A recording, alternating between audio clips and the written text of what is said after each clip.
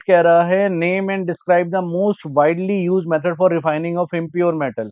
Impure metal को refine करने के लिए एक ही मेथड यूज होता है, वो होता है इलेक्ट्रोलिटिक रिफाइनिंग। क्लास में किया था हमने, कॉपर वाला, याद है? मैं आपको एक बार एक्सप्लेन कर देता हूँ, फिर हम देख लेते हैं एग्जाम में एग्जैक्टली लिख के क्या आना है।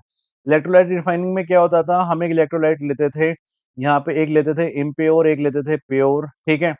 यहाँ पे हम लगाते थे बैटरी, बैटरी लगाते थे, यहाँ पे नेगेटिव पॉजिटिव नेगेटिव पॉजिटिव, और ये प्लस, प्लस वाला होता था एनोड, और एनोड पे हम लेते थे इम्प्योर, माइनस पे लगाते थे हम प्योर, और जो इलेक्ट्रोलाइट लिया जाता था वो लिया जाता था ब्लू कलर का कॉपर सल्फेट। जैसे ही हम बटन ऑन करते थे तो क्या होता था, पहला point, point number 1, copper sulphate टूटता था, कॉपर सल्फेट टूट के Cu प्लस बनाता था 2 प्लस, और SO4 2 माइनस बनाता था, और ये जो प्लस है ये यहाँ पे जाके प्योर पे जाके चिपक जाता था। तो ये जो स्ट्रिप है, प्योर वाली स्ट्रिप, ये और ज्यादा मोटी होती जाती थी, और इम्प्योर वाली स्ट्रिप और ज्यादा पतली होती जाती थी। Point number 1। पॉइंट नंबर 2, जितना कॉपर इस पे गया था उतना ही कॉपर इस इम्प्योर से निकल के इसमें मिक्स हो गया था। मतलब पॉइंट नंबर 1 से ये वाला कॉपर यहाँ जा रहा है, पॉइंट नंबर 2 से ये वाला कॉपर यहाँ आ रहा है। और पॉइंट नंबर 3, जो इम्प्योरिटी मिक्स नहीं हो पा रही थी, जो इम्प्योरिटी को मिक्स नहीं कर पा रहा था, वो नीचे जाके एनोड मड बन जाती थी, है ना।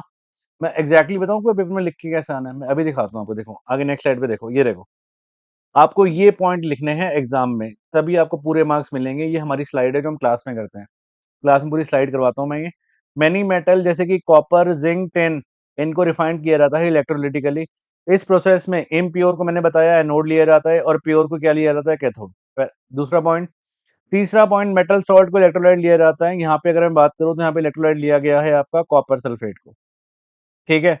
एनोड पे ये रहा, एनोड पे इम्प्योर, कैथोड पे प्योर।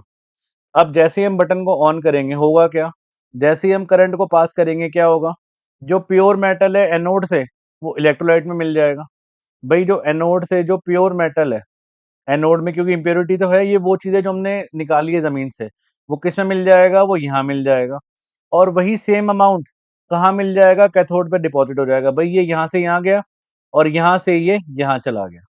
आपको दिख रहा होगा एनोड पे, देखो पहले ये मोटा था, पहले ये मोटा था, अब ये मोटा हो गया, क्योंकि धीरे धीरे इम्प्योर वाला क्या हो गया, पतला होता चला गया, और प्योर वाला मोटा होता चला गया।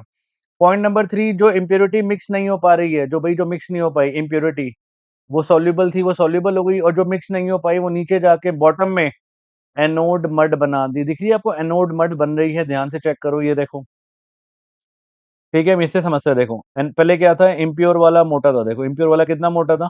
अब धीरे धीरे धीरे क्या हुआ, ये सारी इम्प्योरिटी जाती गई प्योर वाला, भाई इम्प्योरिटी जो मिक्स हो गई थी मिक्स हो गई, जो नहीं मिक्स हो वाली नीचे एनोड मड बन गई, और जो प्योर वाला था और मोटा होता चला गया। तो ये पूरा प्रोसेस है इलेक्ट्रोलाइटिक रिफाइनिंग ऑफ कॉपर। तो ये स्टेप लिख के आने थे आपको एग्जाम में ना, तब आपको पूरे मार्क्स मिलते हैं, ठीक है।